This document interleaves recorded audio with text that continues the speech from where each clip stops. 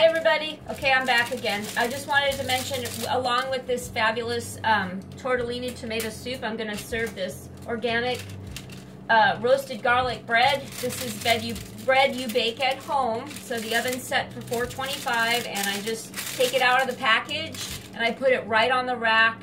And it says to cook it for 15 to 20 minutes, but I find that to be too long for my oven because it overcooks the bread. So I usually cook mine for about 10 minutes and then let it rest.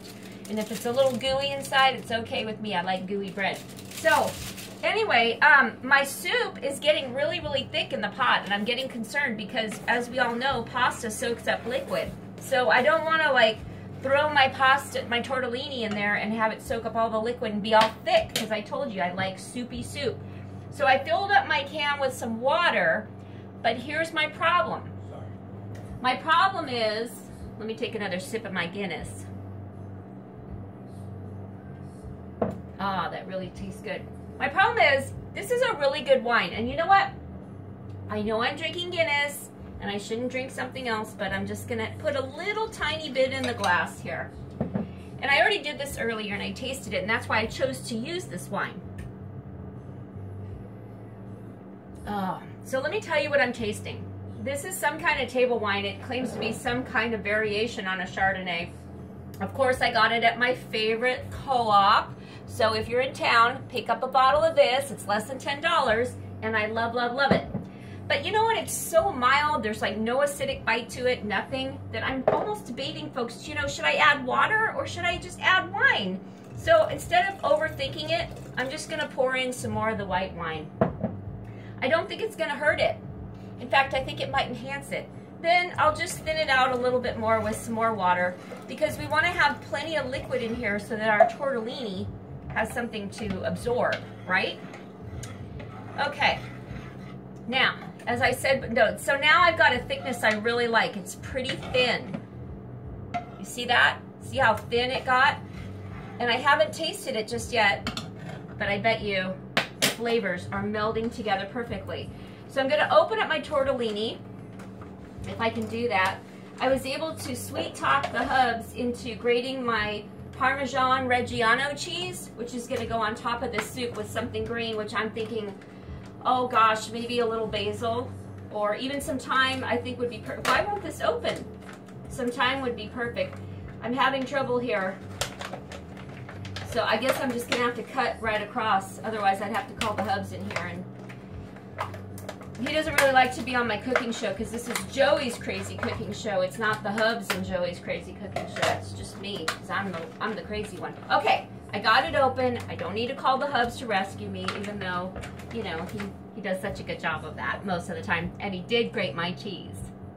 Okay, so here's what I got. Black pepper grinder. I'm going to grind some black pepper in here because I love, love, love, love black pepper. I really love that wine. You know, I try to go to other things. I try to drink wine coolers or mixed drinks. Sometimes I was drinking vodka for a little while. And you know, wine just calls me back. I just love my wine. I love white, I love red, I love rosé. I'm a wine drinker. I'm a wino. But it's good to vary it up every now and again, and that's why I bought my Guinness.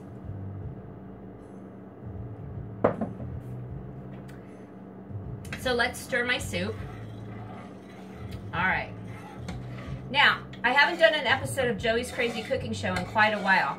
I've been really, really super busy with my real estate career, which is starting to take off. So I'm happy about that. However, please watch for upcoming shows because my kids are going to visit me this summer, and maybe I can talk them in. I can talk them into doing a show with me because I was able to talk my son Keith into doing a show. In case you guys missed that one, it was Fish and Keith, and we made some fish together, and we made roasted Brussels sprouts, and they came out so, so good.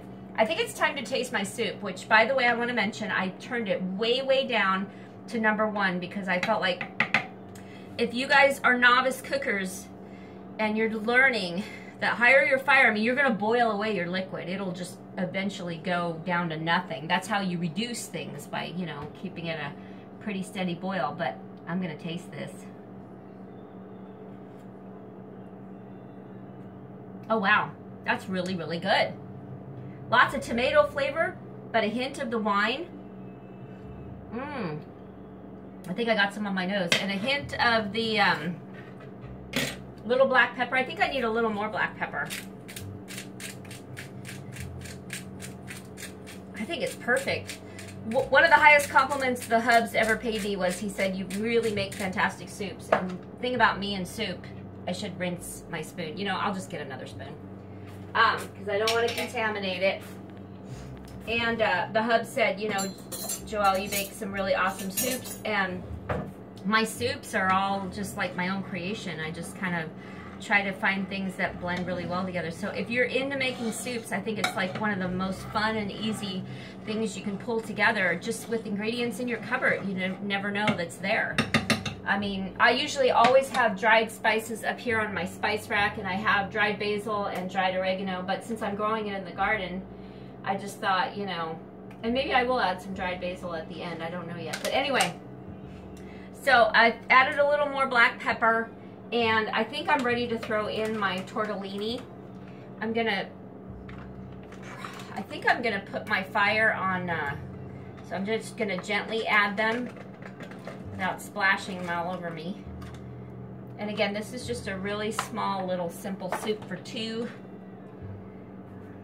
Us lovebirds having a nice, warm, comforting meal. Okay, that looks perfect. So I put the tortellini in there. They were in the frozen section. I let them thaw in the refrigerator for a little while. So I think I'm gonna turn my fire back up to like 4 or 5 and just let them cook.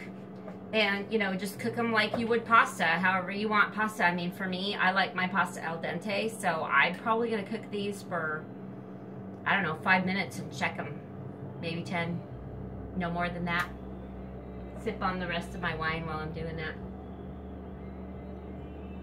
Now, if it starts to get too thick again, because my pasta is absorbing all the liquid, I'll probably add some more water.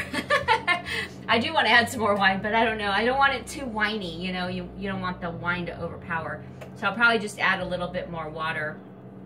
And this was fresh water. I just put it in the can because I didn't want to dirty another measuring cup, you know, because I'm lazy and I don't like to do dishes that much either.